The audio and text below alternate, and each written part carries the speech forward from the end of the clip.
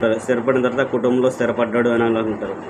అలాగే ఆలోచనలో కూడా చాలా ప్రాముఖ్యమైనది. ఏదైతే ఆలోచన చేస్తారో ఆ ఆలోచనలో కూడా ఒక వ్యక్తి స్థిరంగా ఉండాలి అనేది పరిచయంలో మొదటిగా మనం చూస్తూ ఉన్నాం. రెండో విషయం మనం చూసినట్లయితే, పరిచయం రెండో భాగం మనం చూసినట్లయితే, గ్రంథంలో మనం చదువుకున్నప్పుడు మనము మొన్నటి వరకు కూడా న్యాయాధిపతుల గ్రంథం మనం ధ్యానం చేసి ఉన్నాము. పరిశుద్ధ గ్రంథంలో మనం చదువుకున్నప్పుడు ఇశ్రాయేలులు కానివ్వండి, యూదులు కానివ్వండి, న్యాయాధిపతులు కానివ్వండి, వీరందరూ కూడా మొదట శ్రమ అనుభవించిన తర్వాత, దేవుణ్ణి వేడుకున్న తర్వాత, దేవుడు వారిని స్థిరపరిచి బలపరిచిన తరువాత కొంతకాలం వాళ్ళు భక్తిగా జీవించి మరలా వాళ్ళు దేవుణ్ణి విసర్జించి విగ్రహారాధన చేసి అన్య దేవతను పూజించినట్లుగా మనం గ్రంథంలో అనేక సందర్భాల్లో మనం చదువుకుంటూ ఉంటాము. మనం న్యాయాధిపతుల్లోనే చూసాము. కొంతమంది న్యాయాధిపతులు దేవుడు స్థిరపరిచిన తర్వాత మరలా వాళ్ళు వేరే మార్గాన్ని ఎన్నుకొని వాళ్ళు దేవుని విసర్జించిన సందర్భాలను కూడా మనం చూస్తూ ఉన్నాం. దీంట్లో ప్రాముఖ్యంగా 2 వచనాలు మనం చదువుకుందామండి. నేను తీసుకున్న 2 వచనం మనం చదువుకున్నట్లయితే, కీర్తన గ్రంథంలో 125వ అధ్యాయము 1వ వచనం మనం చదువుకున్నట్లయితే, వాక్యం 3 వాక్యాలుగా కీర్తన గ్రంథము 125వ అధ్యాయము 1వ వచనం మనం చదువుకుంటే, ఇక్కడ కీర్తనకారుడు అంటున్నాడు, యెహోవా యందు నమ్మిక ఉంచువారు కదలక నిత్యము నిలుచు సీయోను కొండవలే నుండురు అనే విషయాన్ని చెబుతూ ఉన్నాడు. అంటే దేవుని మీద ఎవరైతే నమ్మకం ఉంచుతారో వారు స్థిరంగా ఉంటారు. ఎంత స్థిరంగా అంటే, ఆ కొండను తీయటం ఎంత కష్టమో ఇతని యొక్క స్థిరత్వాన్ని తీయటం కూడా, విశ్వాసాన్ని తొలగించడం కూడా అంత కష్టము అనే విషయాన్ని మనం జ్ఞాపకం చేసుకోవాలి. అందుకని ఇక్కడ అన్నాడు, యెహోవా యందు నమ్మిక ఉంచువారు కదలక నిలుచు సీయోను కొండవలె నుందురు అనే విషయాన్ని జ్ఞాపకం చేస్తున్నాడు. రెండో విషయాన్ని మనం ఆలోచించుకున్నట్లయితే, కీర్తన గ్రంథంలోనే 18వ అధ్యాయము 2వ వచనం కూడా మనం చదువుకుంటే అక్కడ కూడా కీర్తనకారుడు ఒక విషయాన్ని మనకి జ్ఞాపకం చేస్తున్నాడు. 18వ అధ్యాయము 2వ వచనాన్ని కూడా మనం ఒకసారి జ్ఞాపకం చేసుకుందామండి. అక్కడ ఆయన అంటున్నాడు, యెహోవా నా శైలము, నా కోట, నన్ను రక్షించువాడు, నా కేడము, నా రక్షణ శృంగము, నా ఉన్నత దుర్గము, నా దేవుడు, నేను ఆశ్రయించి ఉన్న నా దుర్గము అనే విషయాన్ని కూడా ఇక్కడ తెలియపరుస్తున్నాడు. యెహోవా నా శైలము, నా కోట, నన్ను రక్షించున్నవాడు అనే విషయాన్ని కూడా అక్కడ తెలియపరుస్తున్నాడు. అంటే దేవుని మీద ఆధారపడిన వారు ఎలాగుంటారు అనే విషయాన్ని ఇక్కడ మనం చూడవచ్చు. దేవుళ్ళు స్థిరంగా ఉన్నవారు ఎలాగుంటారు అనే విషయాన్ని ఇక్కడ మనం చూడవచ్చు. కాబట్టి మనము ఎలా దేవునిలో స్థిరపడాలి అనేది మనకు ప్రాముఖ్యమైనది. దేవునిలో స్థిరపడితే ఎలాగుంటుందో అనేది మనం గ్రహించాలి. అందుకనే ఈరోజు ప్రాముఖ్యంగా ఇందు నుంచి కొన్ని సంగతులు మనం నేర్చుకోవడానికి ప్రయత్నం చేద్దామండి. మొదటిగా స్థిరపడడం అంటే ఏంటో మనం చూసాము. రెండోది స్థిరపడిన వారు అంటే స్థిరపడినట్లుగా అనుకున్న వారు ఎవరైనా చూద్దాము. రెండవదిగా స్థిరపడడానికి కావాల్సిన మార్గాలను మనం చూద్దాము. స్థిరపడిన తర్వాత కలిగే లాభాలను కూడా మనము ఈ సమయంలో, నాకు ఇవ్వబడిన సమయంలోనే వాటిని ధ్యానం చేయడానికి మనము ప్రయత్నం చేద్దాము. అసలు దేవుళ్ళు స్థిరపడడం అంటే ఏంటి? స్థిరపడడం అంటే చూసాము, భౌతికంగా చూసాము. గ్రంథంలో కూడా కొంతమంది దేవుని మీద స్థిరపడినట్టు అనుకున్నారు, కానీ వాళ్ళు స్థిరపడలేదు, వారిని విసర్జించారు. మరి అసలు స్థిరపడడం అంటే ఈనాడు క్రొత్త నిబంధన ప్రకారం క్రైస్తవులుగా మనం స్థిరపడడం అంటే ఏంటో అనేది మనం ఆలోచన చేసినప్పుడు, ఒక క్రైస్తవుడిగా మనం ఎలా దేవుని మీద స్థిరపడ్డాము అనేది మనం చూసినప్పుడు ఎలా ఉంటుందంటే, మన ఆలోచనలు స్థిరంగా ఉంటాయండి. రెండోది, మన విశ్వాస జీవిత విషయంలో మనము స్థిరంగా దేవుని మీద ఆధారపడి కష్టమైన, నష్టమైన, శ్రమైన, శోధనైనప్పటికి కూడా దానిలో నుంచి తొలగిపోకుండా ఉండటమే స్థిరమైన విశ్వాసము కలిగిన వాడు, లేదా దేవుని మీద స్థిరపడినవాడు, దేవునిలో స్థిరపడినవాడు అని చెప్పడానికి అవకాశం అనేది ఉంటుంది. ఇందులో ప్రాముఖ్యంగా తాను స్థిరపడ్డాను అనుకొని పడిపోయిన వ్యక్తిని దేవుడు విసర్జించినట్లుగా గ్రంథంలో మనం చదువుకుంటూ ఉంటాము. మనము ఆలోచన చేసినప్పుడు గ్రంథంలో దేవుడు అనేక మందిని స్థిరపరిచినట్లుగా అనేక మంది ప్రజలే వారు దేవుడే స్థిరపరిచాడు అని అనుకుని ఉన్నారు. దేవుడు వారిని స్థిరపరిచినట్లు మనం చూస్తూ ఉంటాము. అలా స్థిరపరిచిన వారిలో కూడా ప్రజలు కూడా దేవుడే స్థిరపరిచాడు అనుకున్నారు. తర్వాత కొంతమంది ప్రజల కొరకు స్థిరపడినట్లుగా నటించి దేవుని చేత విసర్జించబడిన వారు కూడా గ్రంథంలో ఉన్నారు. అందులో ప్రాముఖ్యంగా మనం చూసినప్పుడు ప్రజలే ఏమనుకున్నారంటే యెహోవా ఇతన్ని స్థిరపరిచను అని అనుకున్నారు అని అన్నట్లు గ్రంథం మనకి తెలియపరుస్తుంది. ఎందుకంటే ఆయన చేసిన పని, ఆయన మాట, దేవుడు ఆయన పట్ల నెరవేర్చిన కార్యాలను బట్టి చూసి వాళ్ళు ఆయన్ని స్థిరపరిచాడు అని అనుకున్నట్లుగా గ్రంథంలో మనం చూస్తూ ఉంటాము. సమూయేలు మొదటి గ్రంథంలో కనుక మనం చదువుకున్నట్లయితే దేవుడు హన్నాకి కుమారుని అడిగింది హన్న, ఆయన్ని నీ సేవకు ఇచ్చేస్తానని చెప్పింది. ఆయన అలాగే ఇచ్చింది. ఆయన ఏలీ దగ్గర ఉండి దేవుని యొక్క మందిరంలో సేవ చేస్తూ ఉన్నాడు. ఏలీ గారి తర్వాత ఆయన కుమారులు రాలేదు, కానీ ఈయనే ప్రవక్తగా నిలబడినట్లుగా మనం చూస్తూ ఉంటాము. ఆయనకి దేవుడు కనిపించి చెప్పిన మాటలన్నిటి కూడా జరిగిస్తూ ఉన్నప్పుడు, ఆయన చెప్పింది ఏదైతే ఉందో అదంతా కూడా జరుగుతూ ఉన్నప్పుడు అక్కడ కొంతమంది జనులే అనుకున్నారో విషయాన్ని మనం ఒకటి చూద్దాము. సమూయేలు మొదటి గ్రంథము 3వ అధ్యాయము 20వ వచనం కనుక మనం చదువుకుంటే, సమూయేలు మొదటి గ్రంథము 3వ అధ్యాయము 20వ వచనం మనం చదువుకుంటే, కాబట్టి సమూయేలు యెహోవాకు ప్రవక్తగా స్థిరపడినని దాను మొదలుకొని బెయేర్షెబా వరకు ఇశ్రాయేలు అందరూ తెలుసుకునిరి అనే విషయాన్ని తెలియపరుస్తూ ఉన్నాడు. అంటే సమూయేలుని దేవుని యొక్క ప్రవక్తగా ఆయన స్థిరపరిచాడు దేవుడే అని అనుకుని దాను మొదలుకొని గాదు వరకు కూడా, బెయేర్షెబా వరకు కూడా ప్రజలందరూ అంటే ఇశ్రాయేలు అందరూ కూడా ఆయన దాన్ని నమ్మినట్లుగా ఇక్కడ మనము చూస్తూ ఉంటాము. అంటే దేవుని చేత స్థిరపడిన వ్యక్తిగా, అంటే దేవుడు అతన్ని స్థిరపరిచాడు అనటానికి, దేవునిలో ఆయన స్థిరపడ్డాడు అనటానికి ఆయన యొక్క ప్రవర్తన, ఆయన యొక్క మాట, దేవుడు పట్ల ఆయనకున్న విధేయతను చూపించినప్పుడు వారు కూడా దాన్ని నమ్మి వారిని ఆశ్రయించినట్లుగా మనం చూస్తూ ఉంటాం. వారు అనుకున్న దేవుడే ఆయన స్థిరపరిచాడు అనే విషయాన్ని కూడా అక్కడ మనము గమనించగలము. ఈ స్థిరపడిన ఆయన దేవునికి ప్రవక్తగా నిలబడుతున్నప్పుడు జనులందరూ కూడా మరలా ఒక సందర్భంలో ఈయన కాదు, ఈయన కుమారులు కాదు, మాకు సకల జనుల మధ్య చెప్పిన ఒక రాజు కావాలని చెప్పేసి ఆయన అడిగినప్పుడు దేవుడు వారి కొరకు సమూయేలు గారి ద్వారా ఒక రాజుని నియమించినట్లుగా మనం చూస్తూ ఉంటాము. ఇశ్రాయేలులో మొట్టమొదటి రాజు సౌలు గారి గురించి మనం ధ్యానం చేసుకోవచ్చు. ఇందులో మనం చూసినప్పుడు ఆయన ముందుగా సమూయేలు మొదటి గ్రంథము 10వ అధ్యాయంలో సౌలుని పట్టాభిషేకం చేసిన తర్వాత 10వ అధ్యాయము 26-27 వచనంలో దేవుడు అతనికి తోడుగా ఉన్నాడు, దేవుని చేత ప్రేరేపబడిన వారందరూ కూడా ఆయనతో పాటు వచ్చినట్లుగా ఇక్కడ మనం చూస్తూ ఉంటాము. కొంతమంది ఆయన్ని విసర్జించినప్పుడు కూడా ఆయన వినబడినట్లుగా వెళ్ళిపోయినట్లుగా కూడా ఇక్కడ మనం చదువుకుంటూ ఉంటాము. సమూయేలు మొదటి గ్రంథము 10వ అధ్యాయము 26వ వచనం కాడి నుంచి మనం చదువుకున్నట్లయితే, సమూయేలు మొదటి గ్రంథము 10వ అధ్యాయము 26వ వచనం మనం చూసినప్పుడు, సౌలును గిబియాలోని తన ఇంటికి వెళ్ళాను, దేవుని చేత హృదయ ప్రేరేపణందిన శూరులు అతని వెంట వెళ్ళరి. పనికి మాలిన వారు కొందరు ఈ మనుషుడు మనను ఎలాగూ రక్షింపగలడని చెప్పుకొనుచు అతన్ని నిర్లక్ష్యం చేసి అతనికి కానుకలు తీసుకొని రాకుండా అతడు చెవిటివాడైనట్టు ఊరకుండెను అనే విషయాన్ని ఇక్కడ మనం చూస్తూ ఉంటాము. అంటే దేవుని చేత ఏర్పరచబడిన వారు కూడా కొంతమంది తృణీకరించినట్లుగా, అతన్ని హేళన చేసినట్లు కూడా ఇక్కడ మనం చూడగలము. అయినా కూడా ఆయన ఏం పట్టించుకోకుండా వెళ్ళిపోయినట్లు ఇక్కడ మనం చూస్తూ ఉంటాము. అంటే ఆయన దేవుని చేత ప్రేరేపబడిన వారు, దేవుని యొక్క హృదయం చేత ప్రేరేపబడిన ఆయన అమ్మటే వెళ్ళారు.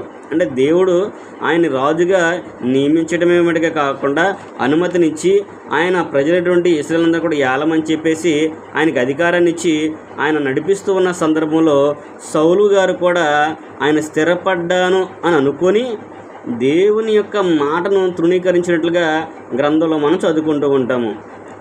దేవుని యొక్క సేవ విషయంలో, దేవుని యొక్క పని విషయంలో, ఇశ్రాయేలుకి దేవుడు ఇశ్రాయేలు మీద ఆయన రాజుగా నియమించిన విషయంలో సౌలు గారు తప్పిపోయినట్లుగా గ్రంథంలో మనం చూస్తూ ఉంటాము. ఎందుకు ఆ విషయం అక్కడ జరిగింది అంటే, ఆయన చేసిన పనిని బట్టి దేవుడు ఆయనను విసర్జించినట్లుగా మనం చూస్తూ ఉంటాము. ఆయన చేసిన మొట్టమొదటి తప్పు ఏంటంటే బలిపీఠ మీద బలులు అర్పించడం ఆయన చేశాడు. అది సమూయేలు గారు ప్రవక్తగా ఆయనే చేయాలి, కానీ ఆయన రావటం ఆలస్యమైందని చెప్పేసి సౌలు గారే తెగించి ఆయన బలి అర్పించినట్లుగా మనం చూస్తూ ఉంటాము. అక్కడే ఆయన యొక్క పతనం అనేది ప్రారంభమైంది.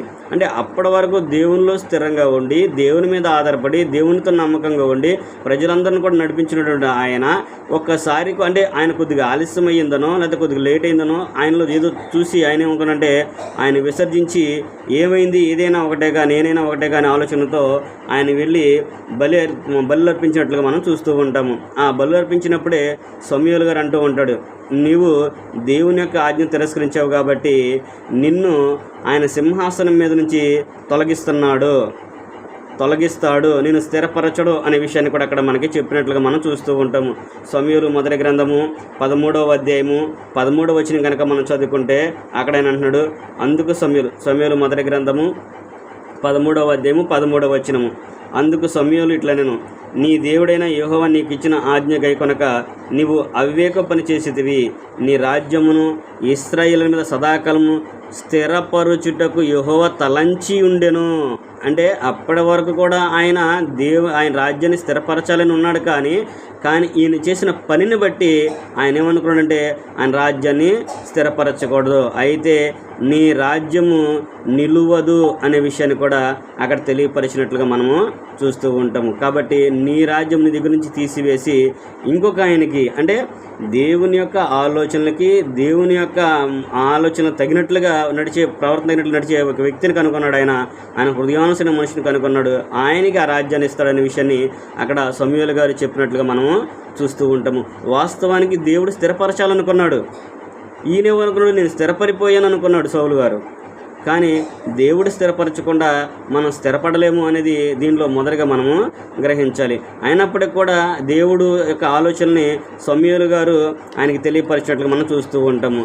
అందుకని అసలు ఎందుకు ఆయన అలా చేశాడు అనేది మనం చూసినప్పుడు గ్రంథం మనకి తెలియపరుస్తూ ఉంది. కాబట్టి ఆయన స్థిరపడ్డాను అని అనుకున్నాడు, కానీ స్థిరపడలేదు.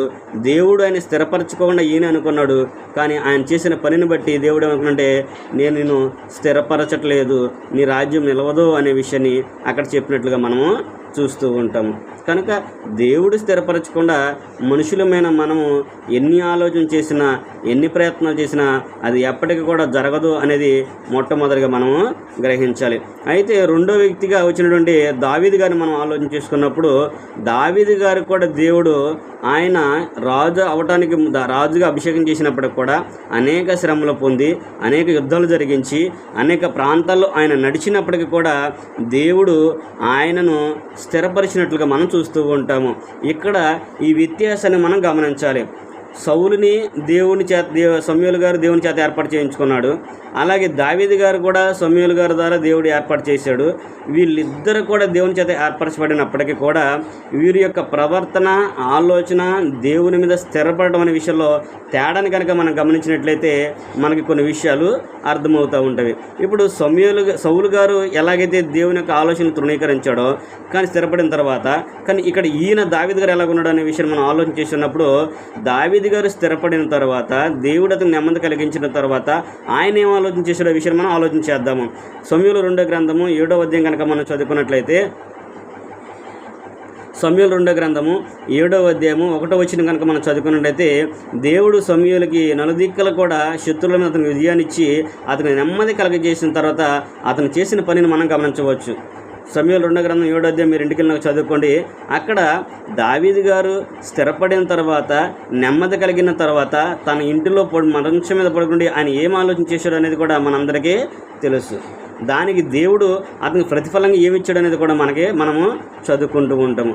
అంటే మనము దేవునిలో మనం స్థిరపడ్డామా లేదా అనేది మన ఆలోచనలను బట్టే ఉంటుంది, మన ప్రవర్తనను బట్టే ఉంటుంది, మన పనిని బట్టి ఉంటుంది అనేది ఇక్కడ దావీదు గారి విషయంలో మనము చెప్పడానికి అవకాశం అనేది ఉంది. దేవుడు ఆయనకి విశ్రాంతి కలిగించిన తర్వాత, ఈ శత్రువుల మీద విజయాన్ని ఇచ్చిన తర్వాత ఆయన ఇంట్లోకి వెళ్ళి భార్య గురించో, పిల్లల గురించో, లేకపోతే ఇంకా రాజ్యం జీవించాలనో, లేకపోతే వేరే ధనం గురించి సంబంధించాలనో ఆలోచన చేయకోకుండా ఆయన ఏం ఆలోచన చేశాడంటే, అక్కడ మనము సమూయేలు 2వ గ్రంథము 7వ అధ్యాయం మనం చదువుకుంటే, దేవునికి ఒక మందిరం కట్టాలనే ఆలోచన కలిగాడండి. దేవునికి ఒక మందిరాన్ని కట్టాలని ఆలోచన ఆయన చేశాడు. అక్కడ సౌలేమో శత్రువుల మీద యుద్ధానికి వెళ్తానికి ఆయన స్థిరపరిచాడు అనుకొని సమూయేలు రాకపోయేసరికి ఆయన దేవుని యొక్క ఆజ్ఞను మీరి బలర్పించడానికి ఆయన తెగించాడు. కానీ ఇక్కడ ఈయన ఏం చేశాడంటే దేవునికి ఒక మందిరాన్ని కట్టాలని ఆలోచన కలిగి ఉన్నాడు. ఇక్కడ మనం ఈ సమూయేలు 2వ గ్రంథం 7వ అధ్యాయం మనం చదువుకుంటే, దేవుడు అనేకమైన విషయాలు నాతను ద్వారా ఆయనకి తెలియపరుస్తూ ఉంటాడు. నేను నా ప్రజలైనటువంటి ఇశ్రాయేలుని బానిసత్వం నుంచి విడిపించి వారితో సంచరించు నేను ఆ యొక్క మనసులో వచ్చాను. ఎప్పుడైనాను ఎవరితోనైనా నాకు ఒక మందిరం కట్టండి నేను ఎవరిని అడగలేదు, కానీ ఎవరికి కూడా ఆలోచన రాలేదు. కానీ నా సేవకుడైన దావీదు దాన్ని ఆలోచన చేశాడు కనుక ఆయన్ని నేను దీవిస్తాను, ఆశీర్వదిస్తాను.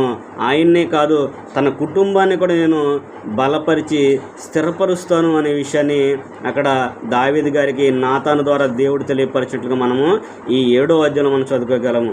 అక్కడ దావీదు గారు అన్నటువంటి మాటలను కనుక మనం ఆలోచన చేసినట్లయితే, దావీదు యొక్క ఆలోచనలు మనం చూసినట్లయితే, దేవుడు చెప్పిన మాట ఏది ఊరకనే పోదండి.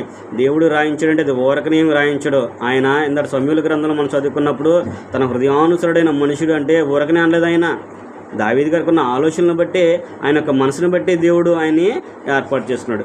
ఈ రోజుల్లో నీవైనా నేనైనా దేవునిలో స్థిరపడ్డామంటే, దేవునిలో బలపడాలి అంటే, దేవుని మీద ఆధారపడిన మనం ఉండాలి అంటే ఆయనే మనకి ఆధారం. ఆయన ఇచ్చిన మాట ఏదైతే ఉందో ఆనాడు దేవుడు వారి ప్రవక్తల ద్వారా వారిని నడిపించుకుంటూ వచ్చాడు. ఈ రోజున మనకి కూడా దేవుడు క్రొత్త నిబంధనలు ఇచ్చాడు. దాంట్లో మనం ఎలా స్థిరపడాలో, దేవుని మీద ఎలా ఆధారపడాలో అనే విషయాన్ని కూడా క్రొత్త నిబంధనలు కూడా మనం రాయించింది. ఇవి కూడా దేనికంటే మనకి బోధ కలగాలి, బుద్ధి కలగాలి. ఇదిగో ఒక ఆయన స్థిరపడ్డాను అనుకున్నాడు, కానీ ఆయన స్థిరాన్ని కోల్పోయాడు. కానీ ఒక ఆయన స్థిరపడిన తర్వాత నా కొరకు ఆలోచన చేశాడు, అంటే దేవుని కొరకు ఆలోచన చేశాడు కనుకనే ఆయన్నే కాదు ఆయన కుటుంబాన్ని కూడా ఆశ్రయించినట్లుగా అక్కడ మనము చూడగలము. ఆశీర్వాదం అంటే చాలామంది అనుకుంటూ ఉంటారు, ప్రజెంట్ ఉన్న సమయంలో నా కుటుంబము, నా భార్య, నా పిల్లలు నేను క్షేమంగా ఉంటే చాలు అనుకుంటారు. కానీ ఆశీర్వాదం అంటే ఏంటనేది ఇక్కడ కీర్తన గ్రంథం, ఇక్కడ సమూయేలు గ్రంథంలో దావీదు గారి జీవితంలో మనం చూడవచ్చు.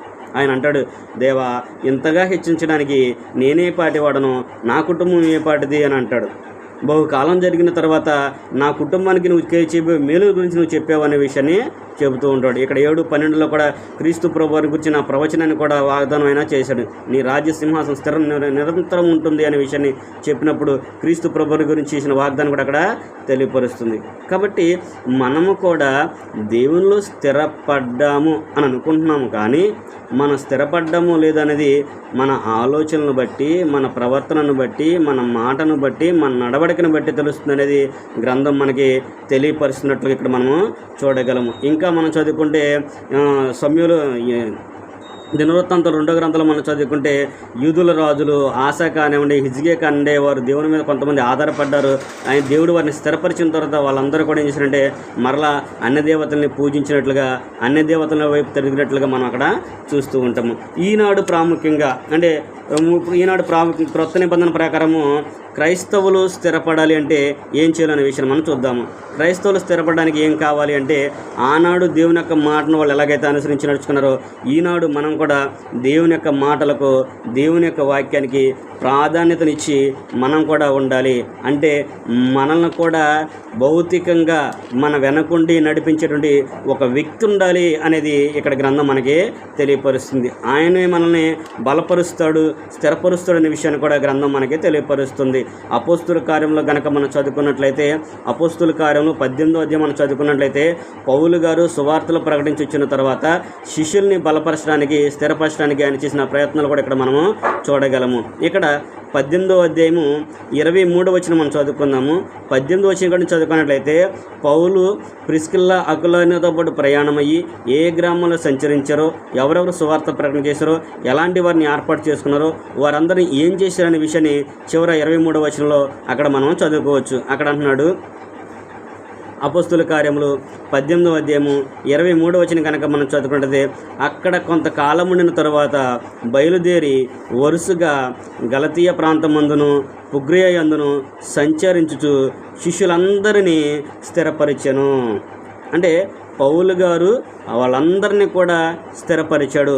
దేని యందు అంటే వారు నమ్మిన వాక్యమందు వారిని స్థిరపరిచినట్లుగా అక్కడ మనము చూడగలము. ఈనాడు మనము కూడా క్రొత్త నిబంధన ప్రకారము దేవునిలో స్థిరంగా నిలబడాలి అంటే నిన్న సహోదరులు చెప్పారు, మొట్టమొదటిగా దేనిలో స్థిరపడాలంట, వాక్యంలో స్థిరపడాలి. రెండవదిగా అప్పుడు మనం దేవునిలో స్థిరపడడానికి అవకాశం అనేది ఉంటుంది అనే విషయాన్ని కూడా గ్రంథం మనకి తెలియపరిచినట్లుగా మనము చూడగలము. ఇప్పుడు క్రొత్త నిబంధన ప్రకారం మనము దేవునిలో స్థిరపడడానికి కొన్ని మార్గాలని దేవుడు ఏర్పాటు చేశాడు. అవేంటి అని మనం చూసినప్పుడు, మొట్టమొదటిగా ప్రతిరోజు కూడా దేవుని యొక్క వాక్యాన్ని చదవటము. మొట్టమొదటిగా దేవుని యొక్క వాక్యాన్ని ప్రతిరోజు కూడా చదివి ఆలోచన చేయడం అనేది ఒకటి. రెండవదిగా ప్రార్థన, దేవునితో ప్రతిరోజు కూడా సంభాషించాలి. ప్రార్థన అంటే దేవునితో మాట్లాడటమే కదండి, మనందరూ చెబుతూ ఉంటాం కదా. ప్రార్థన అంటే ఏంటంటే దేవునితో మాట్లాడటమే కదా. మరి ప్రార్థన ఉందా మనలో? ప్రార్థన లేనప్పుడు వాక్యం నువ్వు చదివినప్పుడు దేవునిలో స్థిరపడ్డామని ఎలాగనుకుంటావు నువ్వు? అందుకనే రెండోది ఏంటంటే ప్రార్థన దేవునితో ప్రతిరోజు కూడా నువ్వు సంభాషించాలి. మూడవది విశ్వాసము. నువ్వు ఏ వాక్యం అయితే చదువుకున్నావో, ప్రార్థనలు ఏదైతే నువ్వు అడుగుతున్నావో దానిలో నువ్వు విశ్వాసం కలిగి స్థిరంగా ఉండాలి. ఏ స్థితిలోనైనా సరే ఆయన మీద నమ్మకం నువ్వు ఉంచటం అనేది విశ్వాసంగా మనకి తెలియపరుస్తుంది. కష్టం వచ్చినా, నష్టం వచ్చినా, బాధ వచ్చినా, హింస అయినా, శోధన అయినా, ఏదైనా సరే ఏ పరిస్థితుల్లో అయితే నువ్వు వాక్యంలో స్థిరంగా విశ్వాసం కలిగి నమ్మకంగా ఉండడమే విశ్వాసం అనేది మనము చూడగలము. నాలుగవదిగా ప్రేమ. దేవుడు ప్రేమస్వరూపి మనం చెబుతాం, కానీ మరి మనలో దేవుని ప్రేమ ఉందా? ప్రభువారు ఏం చెప్పాడు? మీరు కూడా ఒకరినొకరు ప్రేమించుకోమని మన కొత్త నిబంధన అనేక సందర్భాల్లో చెప్పాడు కదా. ప్రేమ అనేక పాపముల కప్పును, ప్రేమ డంబముగా ఉండదు, ప్రేమ అతిశయపడదని మనం చెబుతుంటాం కదా. మరి ప్రేమ లేనప్పుడు నువ్వు దేవుళ్ళు ఎలా స్థిరపడ్డావు అనుకుంటావు? కాబట్టి సహోదర ప్రేమ అనేది కూడా మనలో ఉండాలి. ఆ ప్రేమ ఎలాగుండాలంటే మా దేవుని ప్రేమ మన జీవితంలో ప్రతిబింబించేటట్లుగా మనం చేయాలి. దేవుని ప్రేమ మన జీవితంలో ప్రతిబింబించేటట్లుగా చేయాలి అనేది అక్కడ మనకి తెలియపరుస్తుంది. ఐదోది మనం చూసినట్లయితే క్షమాగుణము ఉండాలి మనకి. ప్రభువారు చెప్పాడు, నీ సహోదరు తప్పు చేస్తే నువ్వు క్షమించు. ఎన్ని మార్లు క్షమించాలంటే 75 వాళ్ళకి నువ్వు క్షమించాలి అన్నాడు. క్షమాగుణం అనేది కూడా మనకి ఉండాలి. మన దేవుడు క్షమించేవాడు కనుక మనం కూడా క్షమించేవారిగా ఉండాలి అనే విషయాన్ని అక్కడ ఆయన మనకి తెలియపరుస్తున్నాడు. దేవునిలో స్థిరపడితే వారి జీవితాలు ఎలాగుంటాయి అంటే, వాటి ఫలితాలు ఎలాగుంటాయి అంటే శాంతి కలిగి ఉంటాం, శాంతంగా ఉంటారు, నెమ్మది కలిగి జీవిస్తారు, ధైర్యంగా ఉంటారు, బలంగా ఉంటారు, సంతోషంగా ఉంటారు. అంతేకాకుండా ఆశీర్వాదానికి వారసులు అవుతారు అనే విషయాన్ని కూడా అక్కడ మనకి గ్రంథము తెలియపరుస్తుంది. కాబట్టి మనము ఎల్లవేళలా కూడా దేవుని మీద స్థిరపడ్డాము అని మనం అనుకోవటం కాదులే, కానీ మనం స్థిరపరిచేది దేవుని యొక్క వాక్యము. దేవుడు మనల్ని స్థిరపరుస్తాడు. అలా మనం స్థిరపడాలి అంటే మనల్ని వెనుకుండి మనల్ని నడిపించేవారు ఉండాలి. మనల్ని నడిపించినప్పుడు ఇదిగో దేవుని వాక్యం ఎలా తెలియపరుస్తుంది, దేవునిలో మనల్ని స్థిరపడాలని మనకి కొంతమంది సహోదరులు చెప్పినప్పుడు, ఇప్పుడు పెద్దవాళ్ళు ఉన్నారు, వాళ్ళు ఇంతకుముందు నేర్చుకున్న వాళ్ళే, మేము కూడా నేర్చుకుని వచ్చిన వాళ్ళమే, మేము కూడా నేర్చుకుని కొంతమందిని బలపరచాలి, వారిని దేవునిలో స్థిరపడేట్లుగా చేయాలి. ఎలా స్థిరపడాలంటే ఇదిగో కొంతమంది గ్రంథంలో వ్యక్తులు ఉన్నారు, సౌల్లా కాకుండా దావీదు గారు ఎలాగైతే దేవుని మీద స్థిరపడ్డాడో, ఎలాగైతే దేవుని స్థిరపడ్డాడో, నువ్వు దేవునిలో స్థిరపడితే దావీదులాగా దేవుడు నిన్ను నీ కుటుంబాన్ని కూడా ఆశీర్వదిస్తాడు. అంతేకాకుండా ఎప్పుడు కూడా మనము ప్రేమ కలిగి ఉండాలి, క్షమాపణ కలిగి ఉండాలి, దేవుని పట్ల మనము భయభక్తులు కలిగి ఉంచడం విధంగా వాక్యం పట్ల మనం విధేయతను చూపించాలి అనేది కూడా గ్రంథం మనకి తెలియపరుస్తుంది. అయితే చివరిగా ఒక వచనం మనం చదువుకొని ముగించుకుందాము. మనల్ని బలపరిచి, ఇప్పుడు సహోదరులు ప్రోత్సహించిన, మనల్ని ఎదుటి వ్యక్తులు ప్రోత్సహించిన, మనల్ని అంటే మనకి ఒక నాయకుడు వెనకాల నుండి మనల్ని అంటే 10 మంది సేవకులకి ఒక వ్యక్తి వెనకాల నుండి నడిపించి ఆయన బలపరిచినప్పుడు కూడా మనల్ని అంతమందిని ఆయన బలపరచలేడు, కానీ మనల్ని అందరినీ కూడా బలపరిచేది ఒకే ఒక వ్యక్తి, ఆయనే దేవుడు. ఆయన మన అందరినీ కూడా నీ యొక్క ప్రవర్తనను బట్టి, నీ యొక్క స్థితిని బట్టి, నీ యొక్క ఆలోచనలను బట్టి, నీ యొక్క విశ్వాసాన్ని బట్టి ఆయన నిన్ను బలపరుస్తాడు అనేది కూడా గ్రంథం మనకి తెలియపరుస్తుంది. దేవుల్లో స్థిరపడడం అంటే అంత ఆషామాషి విషయం కాదండి. ఏదో బైబిల్ పట్టుకుని వెళ్ళినంత మాత్రాన, ప్రార్థనకి వెళ్ళినంత మాత్రాన, మన కుటుంబంలో అన్నీ ఉండి అనుకున్నంత కుటుంబం అంతా కూడా దేవుని సన్నిధిలో ఉందన్న మాత్రాన మనం దేవుని స్థిరపడినట్లు కాదు. దేవుని యొక్క వాక్యం చెబుతుంది, ఆయన ఆజ్ఞను అనుసరించి నడచాలి, ఆయన అనుసరించి నడుచుకోవాలి. చివరిగా ఆయనలో మనము ఆయన లక్షణాలు మనం కలిగి ఉండి ఇతరులకు తెలియపరిచేవారిగా మనము ఉండాలి. పేతురు రాసిన మొదటి పత్రిక 5వ అధ్యాయము 10వ వచనం కనుక మనం చదువుకున్నట్లయితే, ముగింపు వచనంగా పేతురు రాసిన మొదటి పత్రిక 5వ అధ్యాయము 10వ వచనంలో అంటున్నాడు, తన నిత్యమైక్యమగు క్రీస్తునందు మిమ్మల్ని పిలిచిన సర్వకృపానిధిగు దేవుడు కొంచెం కాలం మీరు శ్రమపడిన పిమ్మట తానే మిమ్మల్ని పూర్ణులుగా చేసి స్థిరపరిచి బలపరచును.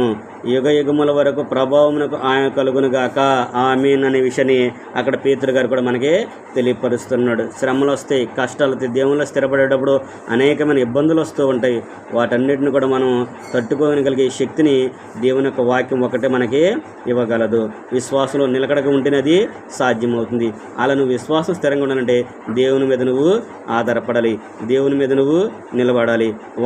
వాక్యాన్ని నువ్వు అనుసరించాలి. నువ్వు ఎప్పుడైతే అలా నడుచుకుంటావో అప్పుడు నిన్ను దేవుడే నీ శ్రమలన్నింటిలో గురించి కూడా ఆయనని విడిపించి ఆయనే నిన్ను స్థిరపరిచి బలపరుస్తుడనే విషయాన్ని కూడా దేవుని యొక్క వాక్యం మనకి తెలియపరుస్తుంది. కాబట్టి దేవుని యొక్క వాక్యంలో మనం స్థిరపడినట్లయితే మనము ఎప్పుడు కూడా దడవేయకుండా ఉంటాము. వాక్యంలో స్థిరపడిన వాడు ఎప్పుడు కూడా తడబడడు.